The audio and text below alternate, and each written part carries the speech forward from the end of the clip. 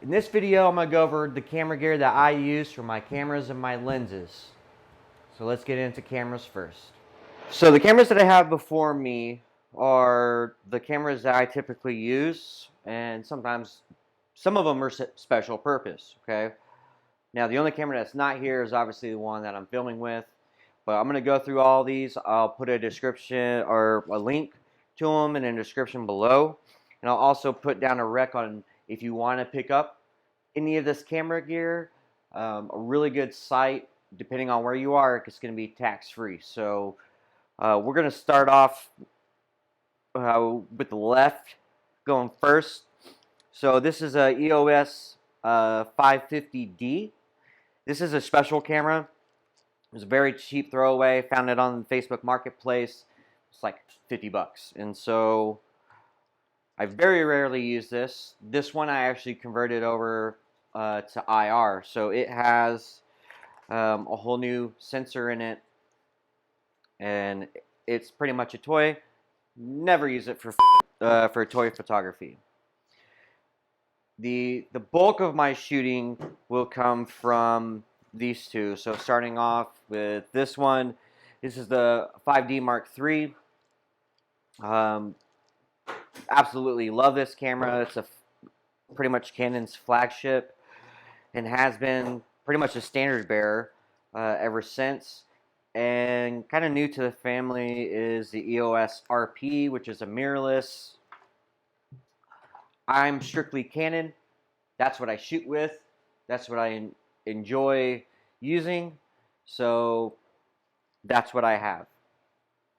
And then the camera that I'm shooting with right now, what's going on with this camera?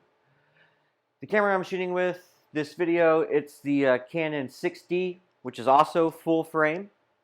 That's an entry level. I highly suggest, if you're going to spend the money to get a camera, start off with something like the 6D. You're going to want that full frame. There's a saying that you can make awesome photos with any camera, and that's absolutely true. Full frame and a crop sensor, it is kind of like night and day when you look at photographs. Not saying you can't get good photographs from a crop sensor. That would be something like the 5D, something along the Rebel lines, 7 Ti and 70D, 60D. Those are all crop frame. Whereas the 6D, the 5D Mark III, those are full frame, so your sensor's bigger. You get better pictures at night, longer exposures, but more importantly, you get better glass that you can buy for them. So I always recommend anyone that's going to start out and they have the potential that they're going to want to do this for a bit, get the 6D, get the 6D Mark I. It's old. You can buy them used for a few $100. So that's what I suggest. The other thing is my iPhone, right? I have my iPhone. I'll take behind the scenes shots with it. There's a saying that the best camera to use is the one that you have on you. 9 times out of 10, it's going to be this. Do I use it for my stand-up shooting? No, because I'm in my studio. So I don't rely on my camera or on my phone. Now, if you're not going to spend the money on this stuff and the phone is all you have, that's fine, because that's what you have to use with. So as we get into editing and different programs like that, I will give out suggestions on different programs to use, and I'll go over the differences between shooting JPEG and shooting RAW, and why you should shoot RAW over JPEG. So I will cover that. This video is mainly just to show you what I use. So if you want to pick something up, then these are, my suggestions. Okay, so starting off with my lenses, I have a vast array of lenses that I use for different things. You got to remember, I'm a full-time photographer, so I do a lot of different mediums inside photography. Starting off on the left, I have this Samyang. It's a 14 millimeter wide all manual lens. I don't use this for toy photography. I use this strictly for night and astrophotography. The next one is a 1740. This is a wider lens, so we're seeing more than like what we see with the equivalent of the human eye. It's a fun lens to use. I don't personally recommend getting this lens for toy photography. I still need to kind of mess around with it. It is wider, so if you don't have a big background, then you're going to catch more stuff than you need to. So it's not really that good for toy photography. Now, like right here is where now we start kind of zooming in with the human eye. So the human eye seems around like 50 millimeters. That's what this is. So what if you kind of envision what is the camera going to see? It's everything you see. Now, a difference between these two lenses, this one's variable range. So it goes from 17 to 40 millimeters, whereas this one is a prime lens and it's only at 50. Straight off difference here is this one has an f-stop of 4. This one has an f-stop of 0.14. So when you see like photographs of, you know, the character's face is in focus and then everything else is out of focus, you're using a higher f-stop to achieve that for that small depth of focus. So you can get these lenses pretty cheap. This is the step up from the 50 nifty. 50 nifty is like 90 bucks. So definitely a fun lens to have and should probably be a part of everyone's camera kit. Here's another prime lens. This one's an 85. This one's really good for portraits, portraitures. This one has an f-stop of 1.8. Now, here's where my camera lenses that I like to use a lot for toy photography come in. So this guy, this probably my workhorse of lately. This is a 100 millimeter macro lens. Has an f-stop of 2.8. Has an ultrasonic motor in it.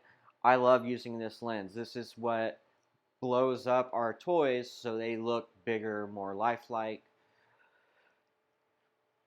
If you're on the fringe about getting a macro lens for toy photography, I highly suggest spending the money. Get the expensive lens. It's got better glass. It has better motors. It's quiet. I absolutely love this lens. The next one is my sniper lens. This is a 70 millimeter to 200 millimeter. Absolutely love this lens as well. This allows me to back away from my set while also zooming into it so I can increase focal depth of field.